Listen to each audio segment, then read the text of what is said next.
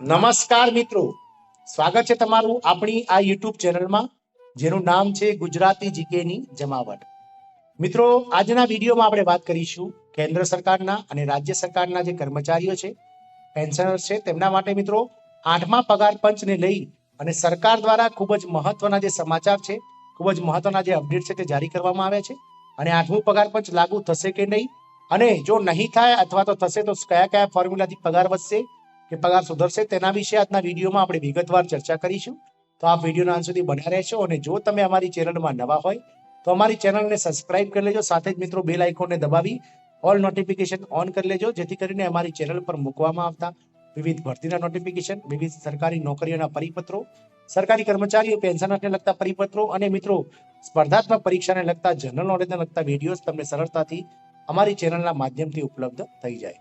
તો મિત્રો, આપ સૌ જાણો છો તે પ્રમાણે ગત વર્ષે એટલે કે 10 વર્ષ પહેલા જે છે તે 2014માં મિત્રો જે છે તે 7મું પગાર પંચ છે તે લાગુ કરી દેવામાં આવ્યું હતું. અને 7મા પગાર પંચનું જે નીમવામાં આવ્યું હતું મિત્રો 2014માં, અને તેની ભલામણોને આધારે વર્ષ 2016માં કેન્દ્રીય કર્મચારીઓને અને પેન્શનર્સને સરકાર દ્વારા જે છે તે 7મું પગાર પંચ લાગુ કરી અને પગાર વધારો આપી દેવામાં આવ્યો હતો. પરંતુ આ વખતે 2024 આવ્યું છે, પણ હજુ સુધી સરકાર દ્વારા 8મા પગાર પંચને લાગુ કરવાને લઈ તેની ભલામણો માટેની જે કમિટી રચવામાં આવે છે તેને લઈને હજુ સુધી કોઈ અપડેટ આવી રહ્યા નથી. તો વિડીયોમાં આપણે જાણીએ કે શું 8મું પગાર પંચ આવશે, અને નહીં આવે તો મિત્રો શું થશે. તમામ માહિતી આજના વિડીયોમાં મળ્યો, તો વિડીયોના અંત સુધી બન્યા રહેશો. તો મિત્રો, 8મા પગાર પંચને લઈને કર્મચારીઓ માટે મહત્વના સમાચાર છે. આ વર્ષે 8મું પગાર પંચ લાગુ નહીં થાય. આ નવી ફોર્મ્યુલાથી પગાર વધશે મિત્રો. કર્મચારીઓ માટે મહત્વપૂર્ણ સમાચાર છે, કારણ કે સરકારે જાહેરાત કરી છે કે આ વર્ષે 8મું પગાર પંચ લાગુ કરવામાં આવશે નહીં. નવા પગાર વધારાની ફોર્મ્યુલા અને તેની અસરોની જે છે તે શોધવામાં આવવામાં આવે છે. બહુ અપેક્ષિત 8મું પગાર પંચ સરકારી કર્મચારીઓ માટે એક વળાંક લાવે છે. અપેક્ષાઓની વિપરીત સરકાર પુષ્ટિ કરે છે કે આ વર્ષે કમિશન લાગુ કરવામાં આવશે નહીં.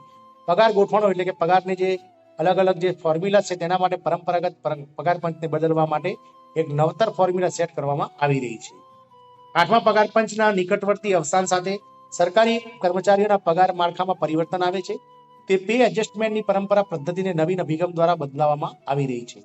સામાયિક પગાર પંચોથી વિપરીત સરકારનો ઉદ્દેશ્ય એક અલગ ફોર્મ્યુલા દ્વારા પગારમાં વધારો કરવાનો છે, જે પગાર વધારાના પરંપરાગત માર્ગમાંથી વિદાય લેવાનો સંકેત આપી રહ્યો છે. એટલે કે મિત્રો, હવે જે છે તે પગાર પંચ લાગુ કરવામાં નહીં આવે, પરંતુ સરકાર દ્વારા કેન્દ્રીય કર્મચારીઓ અને પેન્શનર્સનું જે છે તે મોંઘવારીની સાથે સાથે મિત્રો બીજા ભથ્થાઓ પણ એક સાથે વધતા રહે, તે રીતનો મિત્રો જે છે તે નવો રસ્તો જે છે શોધવા માટેના હાલ જે છે તે પ્રયાસો ચાલી રહ્યા છે. પગાર નિર્ધારકોમાં શિફ્ટ એટલે કે 8મા પગાર પંચને બાયપાસ કરવાના સરકારના નિર્ણયથી નવા પગાર નિર્ધારણ ફોર્મ્યુલા વિશે ઉત્સુકતા જન્મી છે.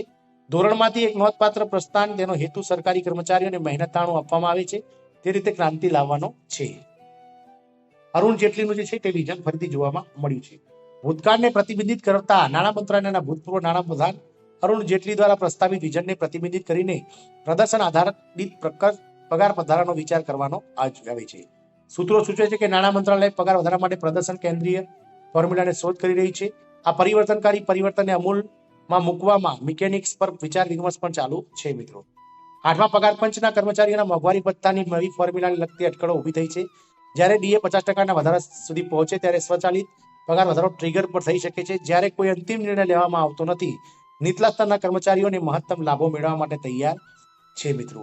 આમ મિત્રો, 8મા પગાર પંચને લઈને હાલ મહત્વના અપડેટ્સ આવી રહ્યા છે કે હાલ સરકાર જે છે તે 8મા પગાર પંચને લાગુ કરવા માટે અથવા તો 8મું પગાર પંચ જે છે તેને નીમવા માટે હાલ તૈયાર નથી. અને સરકાર જે છે તે નવીનતમ મિત્રો જે છે તે ફોર્મ્યુલાથી દરેક કર્મચારીઓને ફાયદો મળે, પગાર મળે, તેના પર વિચાર કરી રહી છે. અને જે કર્મચારીઓ સારું કામ કરશે તેમને સારું મિત્રો પ્રાઇવેટ સેક્ટરની જેમ સારું ઇન્ક્રીમેન્ટ અને સારો પગાર વધારો મળશે. અને જે લોકોનું કામ થોડું નબળું હશે તેવા લોકોને પગાર વધારો ઓછો મળે તેવી ફોર્મ્યુલા પણ કદાચ સરકાર લાવી શકે છે. તો આશા રાખીશું કે 8મા પગાર પંચને લગતા મહત્વના સમાચારથી આપ સંતુષ્ટ હશો તેવી આશા સહ. જય હિન્દ, અસ્તુ.